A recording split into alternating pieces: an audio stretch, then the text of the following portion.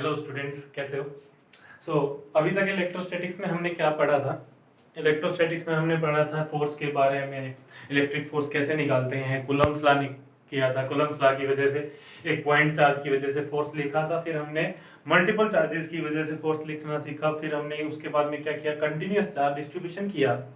और continuous charge distribution के बाद में हमने कुछ एग्जांपल्स किए, 2 के 3 के चार्जेस के।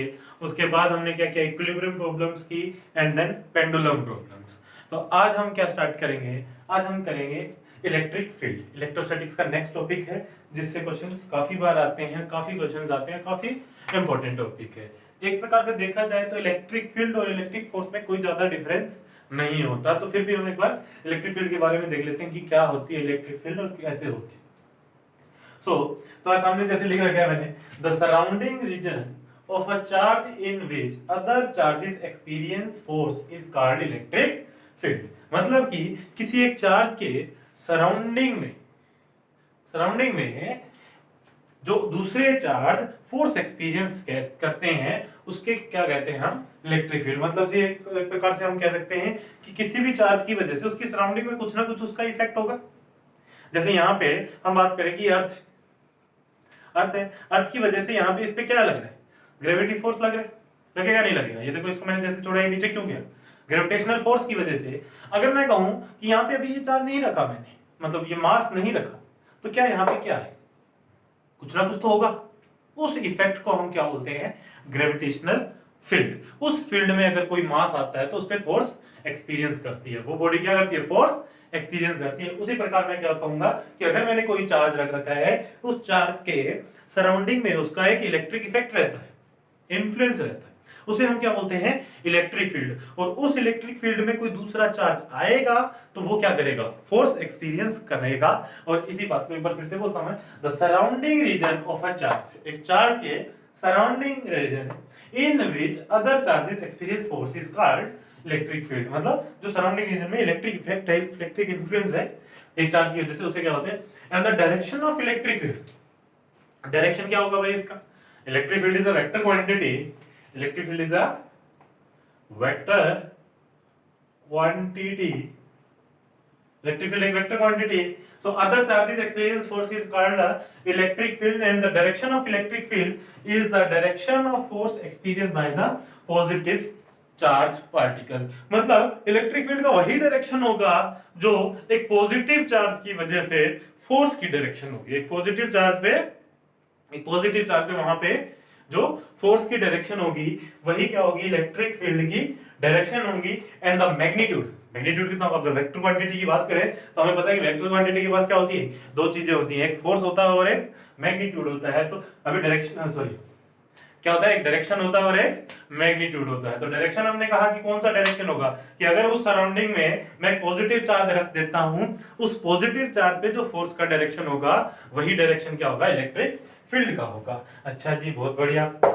Next, and the magnitude of the field is the force experienced bye a unit charge. अच्छा, मैग्नीट्यूड कितना होगा कि एक यूनिट चार्ज मतलब एक यूनिट चार्ज मेरा जो फोर्स एक्सपीरियंस करेगा उसके ऊपर जो फोर्स का मैग्नीट्यूड हो गया उतना ही मेरा क्या होगा, इलेक्ट्रिक फील्ड का होगा, kept at a point in the electric field. समझ में आया सभी को? तो एक बार फिर से मैं कहता हूं, the surrounding reason of a charge in which other charge experiences force is called electric field, and the direction of electric field is the direction of force experienced by a positively charged particle। Test charge मतलब ये जो positive charge है, कोई भी test charge है, जरूरी नहीं है कि वो टेस्ट चार्ज होगा तभी हमारी इलेक्ट्रिक फील्ड होगी। इलेक्ट्रिक फील्ड एक सोर्स चार्ज की वजह से होती है उसकी सराउंडिंग में, बाकी उसके टेस्ट करने के लिए हमें एक चार्ज लाना पड़ता है। And the magnitude of a field is the force experienced by unit charge kept at a point in the electric field. मतलब लास्ट लाइन से हम क्या लिख सकते हैं कि जो इलेक्ट्रिक फील्ड होगी, force per unit charge, force by charge, और फोर्स को क्या लिख सकता हूं, चार्ज इनटू इलेक्ट्रिक फील्ड। तो यहां से हमें दो फॉर्मूले मिलते हैं हमें इलेक्ट्रिक फील्ड के, कि E is equal to F by Q and F is equal to Q into E, और इसकी यूनिट क्या होगा, तो हम लिख सकते हैं न्यूटन पर कूलम, और दूसरी यूनिट क्या होगी, वोल्ट पर मीटर। क्या होगी, वोल्ट पर मीटर। ये हम पोटेंशियल पढ़ेंगे जब तुम्हें पता लग जाए ठीक है, तो दो चीजों का यहाँ पे और ध्यान रखना है, क्या कि the existence of electric field is a property of its source. अभी जैसे मैंने बताया कि टेस्ट चार्ज तो हम उसको चेक करने के लिए लाते हैं, जो ये हमारी इलेक्ट्रिक फील्ड की एग्जिस्टेंस है ये किसके ऊपर होगी, बताओ भाई, किसके ऊपर डिपेंड करेगी, ये सिर्फ और सिर्फ किस पे करेगी, सोर्स पे। मैं कहता हूँ कि यहाँ पे जो ग्रेविटेशनल फील्ड है ये किस पे डिपेंड करेगी, मेरे पे कर रही है, नहीं, ये किस पे डिपेंड करेगी, सिर्फ और सिर्फ अर्थ पे, सिर्फ और सिर्फ अर्थ पे। मैं चांद पे चला जाऊँ, चांद की ग्रेविटेशनल फील्ड मेरे पे थोड़ी डिपेंड करेगी भाई, किस पे करेगी, सिर्फ और सिर्फ मून पे। ओके, इसी प्रकार सोर्स चार्ज पे करेगी and the test charge act as a detector of electric field. अब मान लो कि मुझे पता ही नहीं यहाँ पे ग्रेविटेशनल फील्ड है, अब जब मैं इसको छोड़ूंगा ये नीचे जाएगा तभी तो पता लगेगा, तो इसी प्रकार मुझे एक टेस्ट चार्ज लाना पड़ा और उसकी वजह से मुझे क्या पता लगा कि वहां पे एक इलेक्ट्रिक फील्ड है। तो समझ में आया कि इलेक्ट्रिक फील्ड किसी भी चार्ज की वजह से उसकी सराउंडिंग में जो उसका इलेक्ट्रिक इन्फ्लुएंस है, इलेक्ट्रिक इफेक्ट है, उसे हम बोलते हैं। और उसका मैग्नीट्यूड कितना होता है, किसी भी एक यूनिट पॉजिटिव चार्ज की वजह से जो फोर्स एक्सपीरियंस करता है उसके फील्ड में, वो उसका क्या है, मैग्नीट्यूड है। और डायरेक्शन क्या होगा, जो उस पॉजिटिव चार्ज के ऊपर जो फोर्स की डायरेक्शन आएगी वही क्या होगी, वहां पे इलेक्ट्रिक फील्ड की आएगी। तो स्क्रीन को बिल्कुल पॉज करके इसको उतार लीजिए, समझ आया? ओके, ठीक है, तो अब हम करते हैं इलेक्ट्रिक फील्ड जो पढ़ा हमने, तो इलेक्ट्रिक फील्ड के बारे में और चीजें देखते हैं। तो इलेक्ट्रिक फील्ड हम निकालेंगे, ये तो थी अपनी थ्योरी, इलेक्ट्रिक फील्ड क्या है, क्यों है और कैसे है। अब हम क्या करेंगे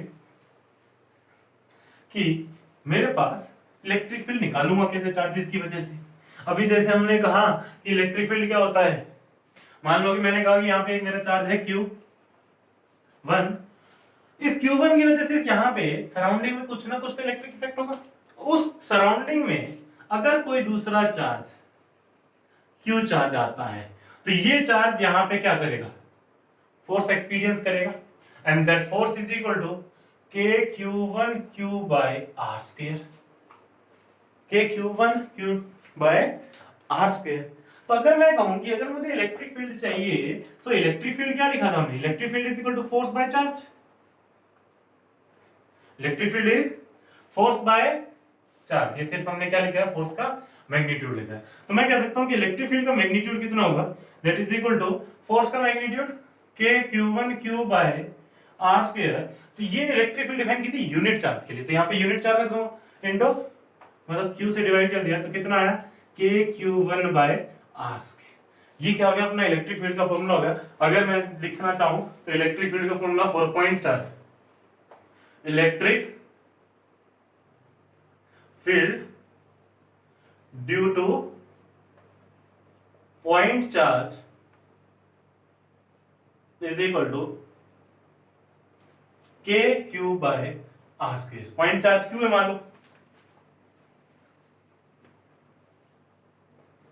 लो पॉइंट चार्ज कितना अपना Q by R square। इस समझ में आया कि R डिस्टेंस पे Q चार्ज की वजह से इलेक्ट्रिक फील्ड होगा इतना। अब जब मैं वेक्टर लिख रहा हूं तो वेक्टर की डायरेक्शन भी चाहिए, तो मैं कह देता हूं अगर ये वेक्टर R है तो इसी प्रकार इसमें भी क्या होगा, वेक्टर R कैप। क्या हो जाएगा, वेक्टर R कैप। ये क्या था, मैग्नीट्यूड, ये डायरेक्शन, तो मैं लिख सकता हूं electric field is equal to KQ by vector R का क्यूब इनटू वेक्टर R। सभी को समझ में आया, किसी को परेशानी? तो इस प्रकार मैं पॉइंट चार्ज की वजह से इलेक्ट्रिक फील्ड लिख सकता हूं। तो तुम यहां से एक चीज देख सकते हो कि जो हम इलेक्ट्रिक फील्ड लिख रहे हैं वो सेम टू सेम फोर्स की तरह है, बस फोर्स निकालते थे मैं दो चार्जेस के बीच में, Q1 एंड Q2 के बीच में, और ये क्या निकालूंगा, एक Q1 की वजह से 1 कूलम के चार्ज में। तो मतलब मुझे इलेक्ट्रिक फील्ड में ज्यादा काम करने की जरूरत नहीं है। अगर मुझे किसी पॉइंट पे किसी चार्ज पे फोर्स निकालना आता है, अभी तक हमने फोर्स का काम किया था, जो भी एग्जांपल फोर्स पे किए थे वो इलेक्ट्रिक फील्ड में भी कर सकते हैं। तो मुझे अगर किसी पॉइंट पे इलेक्ट्रिक फील्ड निकालनी है तो मैं उस पॉइंट पे क्या करूंगा, 1 कूलम का चार्ज रखूंगा और उस 1 कूलम के चार्ज पे फोर्स निकाल दे। भाई क्या कर दे, 1 कूलम के चार्ज पे फोर्स निकाल दे, वही फोर्स क्या होगी, इलेक्ट्रिक फील्ड होगी। तो सीधी सी बात है क्वेश्चन करने के लिए, न्यूमेरिकल्स करने के लिए, कि जिस पॉइंट पे मुझे इलेक्ट्रिक फील्ड निकालनी है वहां पे 1 कूलम का चार्ज रख दो और उस पे फोर्स निकाल दो, वही क्या होगा, मेरा इलेक्ट्रिक फील्ड होगा। और डायरेक्शन भी जो फोर्स की होगी वही इलेक्ट्रिक फील्ड की होगी। सभी को समझ में आया? तो ये क्या है अपना electric field due to point charge. दूसरी चीज ध्यान रखना कि अब जब ये वेक्टर में लिख रहा हूं तो ये जो चार्ज है, वैसे तो मैं क्वेश्चन में क्या कर सकता हूं, वैसे तो हम क्वेश्चन में क्या कर सकते हैं, डायरेक्शन ले सकते हैं, बट जब वेक्टर फॉर्म में लिखता हूं तो ये जो वेक्टर मैंने लिया है ये हमेशा इसे अवे लेता हूं, ये वाली वेक्टर की डायरेक्शन क्या होगी, हमेशा दूर होगी। बट अगर ये नेगेटिव चार्ज हो गया तो फोर्स की डायरेक्शन तो ये हो जाएगी ना, इसलिए मैं नेगेटिव चार्ज होगा तो वो माइनस यहाँ पुट कर दूंगा और ये वेक्टर की डायरेक्शन अपने आप उल्टी हो जाएगी। इसलिए मैं क्यू चार्ज को क्या करूंगा, विद साइन, यहाँ पे वेक्टर फॉर्म में जो चार्ज को मैं चार्ज की वैल्यू पुट करूंगा वो किसके साथ करूंगा, साइन के। अगर सिर्फ मैं मैग्नीट्यूड लिख रहा हूँ, डायरेक्शन खुद से बना रहा हूँ न्यूमेरिकल करने में, तो कोई जरूरत नहीं है उसकी। समझ में आया सभी को, कोई परेशानी? तो ये था अपना electric field due to a point charge. और एग्जांपल्स मैं नहीं करवा रहा क्योंकि एग्जांपल हमने फोर्स के किए थे, सेम टू सेम काम होगा। जहां पे मुझे इलेक्ट्रिक फील्ड चाहिए वहां पे 1 कूलम का चार्ज रख देना, बस इतनी बात याद रखना, सारे सवाल हो जाएंगे, कोई परेशानी वाली बात नहीं है। ओके, सो आगे करते हैं हम। तो ये था अपना electric field due to point charge. अब आगे हम करेंगे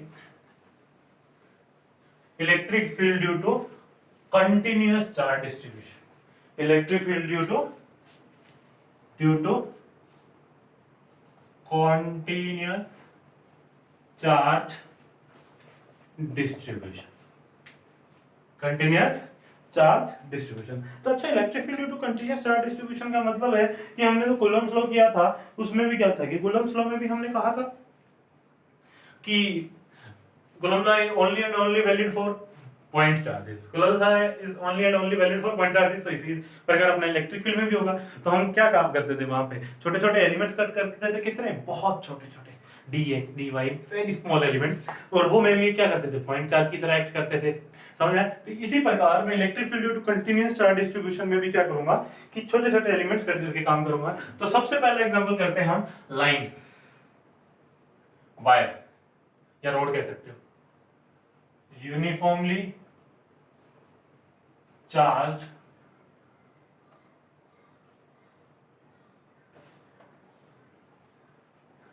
वायर। क्या होगा, यूनिफॉर्मली चार्ज वायर। तो देखिए, मान लो कि एक वायर है मेरे पास, बना लो, ये वायर है मेरे पास और इसको मैंने क्या कर दिया, पॉजिटिव चार्ज दे दिया। क्या दिया, पॉजिटिव चार्ज दिया। और मान लो कि इसके ऊपर लैम्डा क्या है, लीनियर चार्ज डेंसिटी। इसकी लैम्डा क्या है, लीनियर चार्ज डेंसिटी।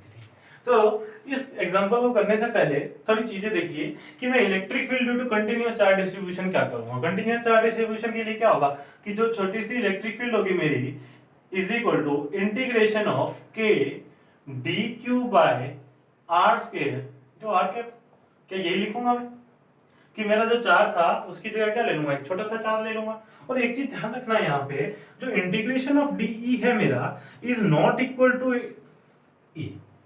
जैसे हम integration of dx is equal to x लिख देते हैं, integration of d theta is equal to theta लिख देते हैं, वैसे integration of d is not equal to d आएगा। क्यों आएगा भाई ऐसा, क्योंकि e is a vector quantity. क्या है, वेक्टर क्वांटिटी। वेक्टर की डिमांड जो ये इंटीग्रेशन करता है ये सिंपल अलजेब्रा की तरह अपना ऐड करता जाता है, बट ये क्या है, अपना वेक्टर क्वांटिटी है। वेक्टर क्वांटिटी को इंटीग्रेट करते हुए ध्यान रखना है कि उसकी डायरेक्शन भी बदल सकती है। अगर डायरेक्शन अलग अलग होगी तो मैं कैसे ऐड करूंगा, वेक्टर लॉ से ऐड करूंगा। समझ में आया? इसलिए integration of d is not equal to e होगा। अच्छा, ये और डी क्यू को क्या लिख सकता हूं मैं, डी क्यू क्या हो सकता है मेरा, लैम्डा dl dA रो dV। ये तीन चीज हो सकती है। ये क्या है, ये क्या है, जब मेरा charge is distributed on line, line charge distribution के लिए। किसके लिए है, लाइन चार्ज डिस्ट्रीब्यूशन के लिए। क्या लिख सकता हूं मैं, line charge distribution, line charge distribution. ये किसके लिए, जब मेरा चार्ज कहां डिस्ट्रीब्यूटेड हो, सरफेस पे। किसके ऊपर डिस्ट्रीब्यूटेड हो, सरफेस पे। तो सरफेस चार्ज डिस्ट्रीब्यूशन। और ये किसके लिए है मेरा, volume charge distribution, volume charge distribution. सबको समझ में आया? यहाँ पे लेमडा क्या है, लेमडा हमने लास्ट लेक्चर में भी डिफाइन किया था, जैसे कि लेमडा क्या है, अपना लीनियर चार्ज डेंसिटी। वहां क्या है मेरा, सरफेस चार्ज डेंसिटी और वो ये क्या है मेरा वॉल्यूम चार्ज डेंसिटी। सबको समझ में आया? तो स्क्रीन को पॉज करके एक बार ये लिख लीजिए कि कंटिन्यूअस चार्ज डिस्ट्रीब्यूशन में ये सब, उसके बाद हम ये एग्जांपल करते हैं, ठीक है। सो यहाँ देखिए, जैसे अभी हमने काम किया कि एक छोटा सा एलिमेंट कट करेंगे, तो सबसे पहला एग्जांपल करता हूं मैं एक वायर का। तो मैंने कहा कि मान लो कि मुझे इलेक्ट्रिक फील्ड चाहिए यहां से d दूरी पे एक पॉइंट पे, ओके, और ये वाला एंगल दिया मुझे θ1 और ये एंगल दिया मुझे θ2 गिवन। ये दोनों एंगल्स मुझे क्या है, गिवन है। तो क्या करूंगा भाई, बहुत ही बढ़िया बात लग रही है मुझे इस सवाल में कि एक अच्छा सवाल है। तो यहाँ देखो, सबसे पहले मैं क्या करूंगा कि हर एलिमेंट की वजह से इलेक्ट्रिक फील्ड होगा, हर छोटे से। तो मैंने क्या किया, यहां से y दूरी पे जाके एक छोटा सा एलिमेंट कट कर दिया। कितने लेंथ का, dy लेंथ का। इस dy लेंथ के ऊपर चार्ज होगा, कितना, छोटा सा चार्ज होगा, dq। dq कितना होगा, लैम्डा इंटू dy। कैसे भाई, इस पे लीनियर चार्ज डेंसिटी कितनी है, लैम्डा, ये लेंथ कितनी है, dy, तो यहाँ चार्ज कितना आ जाएगा, लैम्डा dy। इसकी वजह से ये पॉजिटिव चार्ज है, तो इसकी वजह से इलेक्ट्रिक फील्ड क्या होगी, इधर होगी, कितनी, dE, that is equal to कितना भाई, dE कितनी हो जाएगी, k dq by R square. अगर मैग्नीट्यूड की बात करूं तो क्या होगा, k dq by R square, और r क्या है, ये वाला डिस्टेंस, ये डिस्टेंस कितना भाई, under root of Y square plus D square. अब पाइथागोरस थ्योरम लगाऊंगा इस ट्रायंगल में, तो ये आ जाएगा, तो इसका स्क्वायर करूंगा तो क्या आ जाएगा, Y square plus D square. ये आ गई मेरी इस छोटे से एलिमेंट की वजह से इलेक्ट्रिक फील्ड। अब मैं क्या करूंगा, इसको इंटीग्रेट कर दूं, integration of D is equal to integration of k dq by Y square plus D square, और सॉल्व कर दूं। नहीं, ऐसा नहीं करूंगा, क्योंकि इस एलिमेंट की वजह से इलेक्ट्रिक फील्ड इधर, इस एलिमेंट की वजह से इलेक्ट्रिक फील्ड इधर, इसकी वजह से इधर, तो सभी इलेक्ट्रिक फील्ड की डायरेक्शन क्या है, अलग। सभी इलेक्ट्रिक फील्ड की डायरेक्शन क्या है, अलग है। जब सभी इलेक्ट्रिक फील्ड की डायरेक्शन अलग है तो electric field is a vector quantity, और उसको मैं वेक्टर लॉ से ऐड करूंगा, इसलिए सिंपल इंटीग्रेशन गलत है। तो यहाँ पे क्या करेंगे सर कंपोनेंट्स लेंगे और फिर उसको हम क्या करेंगे, इंटीग्रेट करेंगे। तो ये एंगल अगर मैं कहूँ कि ये एंगल कितना है, थीटा है, तो ये वाला एंगल भी कितना हो जाएगा, थीटा, और ये इधर कितनी आ जाएगी electric field, DE is equal to k dq by Y square D square into cos theta, और ये वाला कंपोनेंट कितना आएगा, k dq by Y square plus D square into sine theta. समझ में आया? तो इसको मैं कह देता हूं कि इलेक्ट्रिक फील्ड का कंपोनेंट इन एक्स डायरेक्शन, और इसको मैं कह देता हूं इलेक्ट्रिक फील्ड का कंपोनेंट इन वाई डायरेक्शन। तो पहले एक्स डायरेक्शन को मैं इंटीग्रेट कर लेता हूं, सभी अब जो भी कंपोनेंट आएंगे एक्स डायरेक्शन में तो ऐड हो जाएंगे। तो electric field in X direction is equal to k dq, dq को क्या लिखूंगा, lambda dy cos theta divided by Y square plus D square.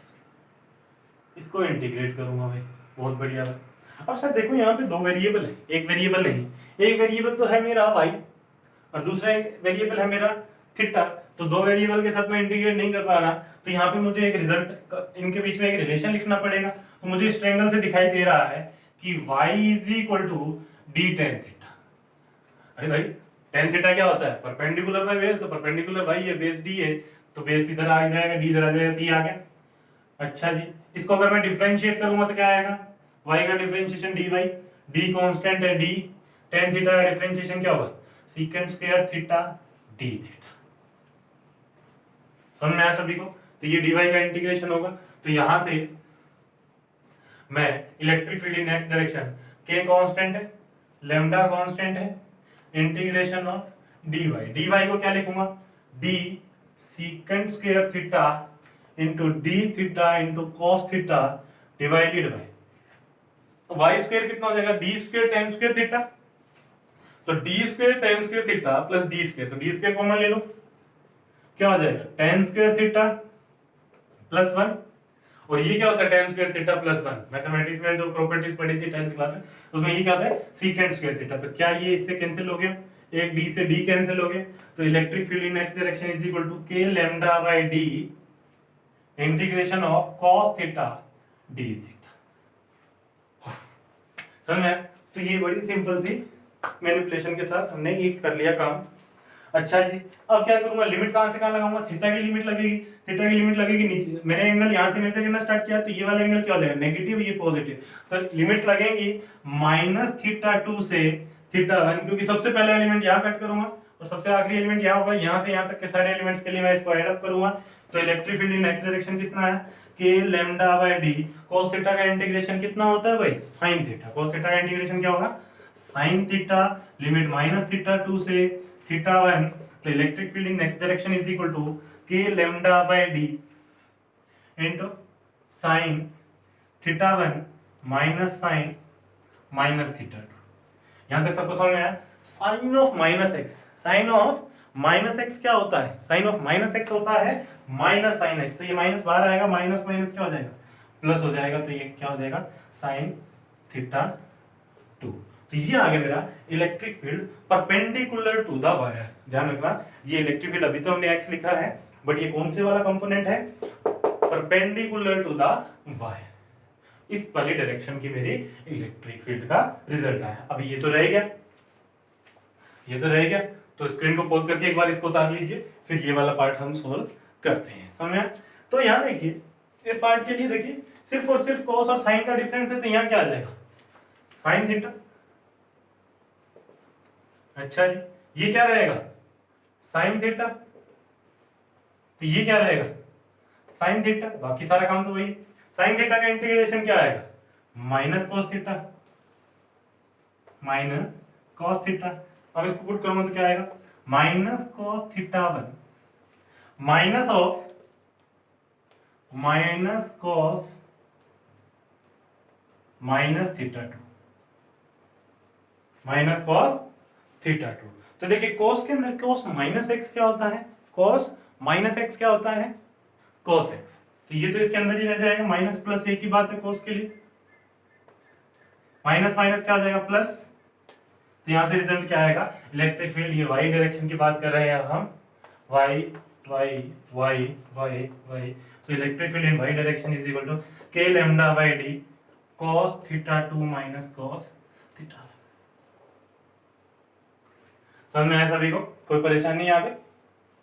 Okay, तो ये दो रिजल्ट आ गए मेरे जो हमें काम कर सकता हूँ। ओके, तो ये क्या थे अपनी यूनिफॉर्मली चार्ज्ड वायर की वजह से इलेक्ट्रिक फील्ड। तो स्क्रीन को पॉज करके इसको उतार लीजिए, ये दोनों रिजल्ट तुम्हें याद होने चाहिए, 2-3 बार खुद से प्रैक्टिस करोगे तो अपने आप याद हो जाएगा, ये सब ज्यादा रटने की जरूरत नहीं है, बस हमें निकालना आना चाहिए, बेसिक प्रोसीजर जो हमने किया ये आना चाहिए, और ये लगभग क्वेश्चंस में क्या होता है सिमिलर होता है, 2 से 3 बार करोगे ना ढंग से तो आगे बहुत सारे सवालों में सेम प्रोसीजर तुम्हें मिलेगा और तुम्हें ये इजी लगने लगेगा अपने आप।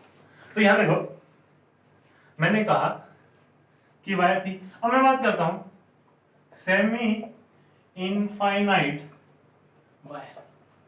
सेमी इनफाइनाइट, कोई भी चीज मेरे लिए इनफाइनाइट कब होती है, इनफाइनाइट कब होगी जब मैं उसको बिल्कुल पास से देखूंगा, वो चीज मेरे लिए क्या होता है इनफाइनाइट का मतलब क्या है, इनफाइनाइट का मतलब होता है कि जिस चीज के मुझे एंड्स नहीं दिखाई दे रहे, किनारे दिखाई नहीं दे रहे, वो मेरे लिए क्या है इनफाइनाइट। अभी तक ये मेरे लिए बोर्ड क्या है फिक्स्ड है, यहां से यहां तक लेंथ ये मान लो फिक्स है मेरे लिए, इनफाइनाइट नहीं है, बट जब मैं इसको बिल्कुल पास से देखूंगा तो मैं इसके किनारे नहीं देख पा रहा, जब ये मैं इसके एंड्स नहीं देख पाऊंगा तो ये मेरे लिए क्या हो जाएगी इनफाइनाइट हो जाएगी। तो इसी प्रकार सेमी इनफाइनाइट की बात की जाए तो मान लो कि ये सेमी इनफाइनाइट है, तो इसके लिए डी दूरी पे यहाँ पे इलेक्ट्रिक फील्ड इस डायरेक्शन में क्या होगा, तो एक चीज याद रखिए, एक एंगल तो कितना हो गया मेरा 0 और दूसरा एंगल क्या होगा इन्फिनिटी पे जाएगा, तो ये एंगल कितना हो जाएगा पैरेलल टू, ये लाइन इसके पैरेलल हो जाएगी, तो ये वाला एंगल कितना हो जाएगा 90, तो ये एंगल 90, तो theta 1 is equal to 90 and theta 2 is equal to 0, तो ये कितना हो जाएगा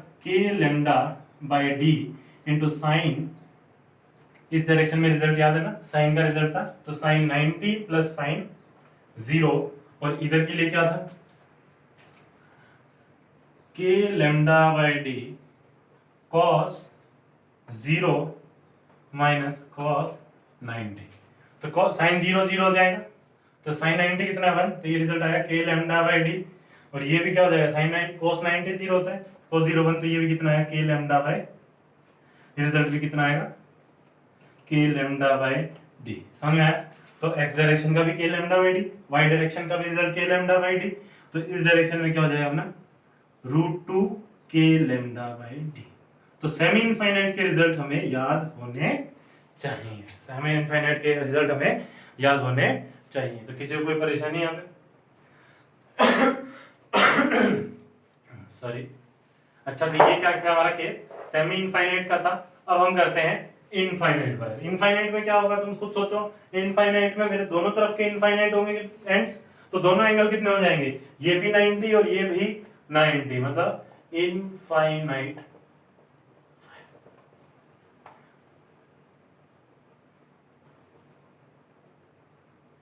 तो यहां पे रिजल्ट एक चीज देखिए, तो ये वाला कितना होगा k lambda by D, theta 1 is 90, theta 2 is 90, तो क्या होता है साइन 90 प्लस साइन 90 कितना आ जाएगा ये 2, तो कितना आ जाएगा ये 2k लैम्डा बाई डी। और इसके लिए क्या होगा k lambda by D cos 90 minus cos 90, ये कितना हो गया 0। तो सिर्फ और सिर्फ तुमको देखो कि ये वाला कंपोनेंट और ये वाला कंपोनेंट क्या हो जाएगा, अपने आप कैंसिल हो जाएंगे, तो इधर 0, तो सिर्फ और सिर्फ इलेक्ट्रिक फील्ड क्या आएगा, इधर आएगा, कितना आएगा 2k लैम्डा बाई डी।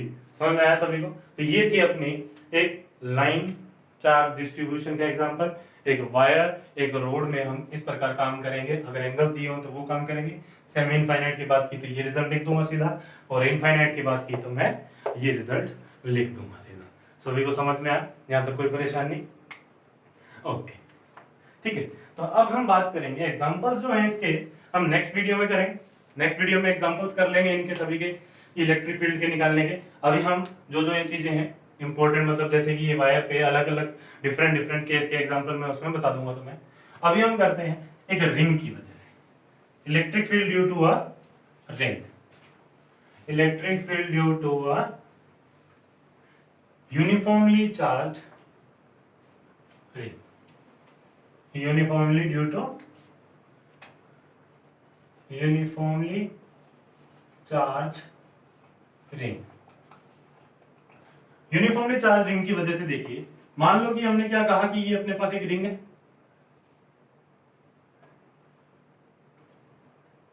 का रेडियस r, डिस्टेंस x दूरी पे मुझे इलेक्ट्रिक फील्ड चाहिए।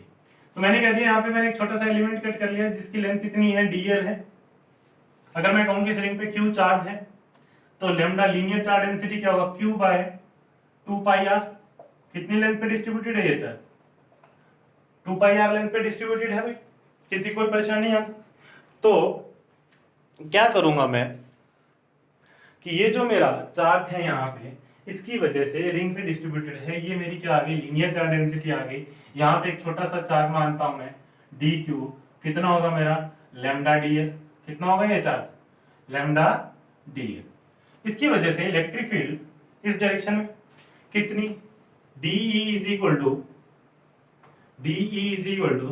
k lambda dl by distance का, ये डिस्टेंस कितना है under root of r square plus x square, का स्क्वायर करूंगा तो कितना आ जाएगा r square plus x square. समझ में आया सभी को? अच्छा जी, बहुत बढ़िया है। तो ये एंगल कितना हो गया थीटा। तो ये वाला कंपोनेंट सेम बात जो पिछली बार की थी हमने कि इलेक्ट्रिक फील्ड को मैं सीधा इंटीग्रेट नहीं कर पाऊंगा क्योंकि इलेक्ट्रिक फील्ड एक वेक्टर क्वांटिटी होती है। तुम खुद देखो ये जो मेरी रिंग है, इस रिंग की वजह से इलेक्ट्रिक फील्ड क्या होगी ऊपर वाले पार्ट की वजह से इधर, इसकी वजह से इधर, तो एक टाइप से कोन टाइप में सारी इलेक्ट्रिक फील्ड्स होंगी। तो इनको सोल्व करने के लिए मैंने कहा कि एक एंगल है थीटा, ये वाला कंपोनेंट कितना हो जाएगा DE cos थीटा, और ये हो जाएगा मेरा DE sin थीटा। ये कंपोनेंट कितना हो जाएगा DE sin। इसी के साथ मैं एक और कंपोनेंट ले लेता हूँ यहाँ पे DL, उसकी वजह से भी इलेक्ट्रिक फील्ड इतना ही होगा सेम, डिस्टेंस भी सेम है, चार्ज भी सेम, ये एंगल भी थीटा है तो ये थीटा, तो इसकी वजह से इधर इलेक्ट्रिक फील्ड कितना होगा DE cos थीटा, और इस तरफ कितना होगा DE sin थीटा, कितना होगा DE sin थीटा। तो क्या ये दोनों कंपोनेंट्स क्या हो जाएंगे कैंसिल हो जाएंगे, तो जो नेट इलेक्ट्रिक फील्ड आएगा E नेट कितना आ जाएगा 2DE cos theta, 2DE cos theta, और 2DE की वैल्यू कितनी है k lambda DL by R square plus X square into cos theta. और इसको क्या करूंगा मैं, इंटीग्रेट कर दूंगा। अच्छा जी, बहुत बढ़िया। अब देखिए वेरिएबल क्या क्या है यहाँ पे, 2 कांस्टेंट है, k कांस्टेंट है, लैम्डा कांस्टेंट है, आर स्क्वायर कांस्टेंट है, एक्स स्क्वायर कांस्टेंट है, क्योंकि मेरे को एक फिक्स डिस्टेंस पे चाहिए। कॉस थीटा, हमेशा ये एंगल भी क्या रहेगा मेरा, कांस्टेंट रहेगा। तो सब कुछ कांस्टेंट है, तो ये क्या आ गया, बाहर आ गया 2k lambda by R square plus X square.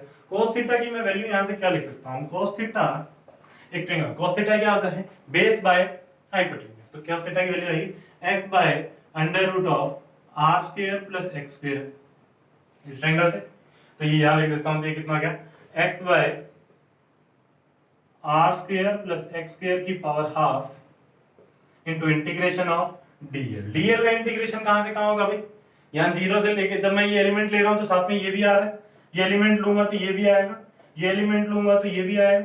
तो मैं इंटीग्रेशन कहाँ से कहाँ लिमिट लगाऊंगा, 0 से 2 पाई आर नहीं लगाऊंगा, 0 से पाई आर, 0 से पाई आर। तो ये कितना हो जाएगा मेरा 2k lambda X by R square plus X square. जब बेस सेम हो तो पावर ऐड हो जाती है, 1 प्लस हाफ कितना हो जाएगा 3/2 इंटू पाई आर।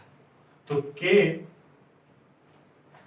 तो कितना आ गया मेरा, k की वैल्यू क्या लिखूंगा, 2 lambda X, 2k sorry k की वैल्यू नहीं, लैम्डा की वैल्यू लिख देता हूं मैं, q बाय 2 पाई आर, q बाय 2 pi R into R square plus X square की power 3/2 into X pi R. तो पाई आर से पाई आर, 2 से 2 कैंसिल हो गया, तो इलेक्ट्रिक फील्ड कितना आ गया, k Q X by R square plus X square की पावर 3/2। सभी को समझ में आया इतना, किसी को कोई परेशानी, ठीक है। तो ये क्या है अपना electric field on the axis of a uniformly charged ring. Electric field on the axis of a uniformly charged ring. Screen को पॉज करके एक बार इसको साफ कर लीजिए, कुछ छोटे छोटे रिजल्ट है इस पे, वो देखते हैं हम। ऊपर से साफ कर दो ना। तो यहां देखिए, मैंने कह दिया कि when x is equal to 0, मतलब रिंग के सेंटर पे इलेक्ट्रिक फील्ड कितना हो गया, x 0, तो ये 0 हो जाएगा, तो इलेक्ट्रिक फील्ड कितनी हो जाएगी 0। When x is greater greater greater than 0, sorry r, when x is greater greater greater than r, तो x r से बहुत बड़ा हो गया, तो r यहाँ पे नेग्लेक्ट हो जाएगा, तो क्या आएगा x क्यूब आ जाएगा नीचे। तो ये आ जाएगा electric field is equal to k Q X by X cube, k cube X square. तो मैं बहुत दूर की बात करता हूं, तो ये रिंग के ऊपर जो चार्ज है ये मेरे लिए कैसे एक्ट करेगा, पॉइंट चार्ज की तरह एक्ट करेगा। When x is less than r, x r से बहुत छोटा हो गया, तो क्या होगा E is equal to k Q X, ये यहाँ वाला x नेग्लेक्ट हो जाएगा, r स्क्वायर की पावर 3/2, तो कितना आ जाएगा r क्यूब आ जाएगा, तो r क्यूब। तो देखिए रिंग के पास ये जो रिजल्ट है ये डायरेक्टली प्रोपोर्शनल टू x है, y is equal to mx जैसा ग्राफ होगा, इसके बाद में कैसा ग्राफ होगा, और सेंटर पे इलेक्ट्रिक फील्ड क्या है 0 है। तो सभी को समझ में आया, किसी को कोई परेशानी। तो ये क्या था अपना electric field due to a ring, और ये याद रखोगे तो रिजल्ट काफी काम आएगा। तो इस वीडियो में, इस लेक्चर में आज के लिए इतना ही। नेक्स्ट वीडियो में हम क्या करेंगे, इलेक्ट्रिक फील्ड के बारे में पढ़ेंगे, डिस्क के वजह से इलेक्ट्रिक फील्ड कितना होता है, और इनकी वजह से जो आज हमने काम किया है इनके कुछ एग्जांपल्स करके देखेंगे। Okay, thank you.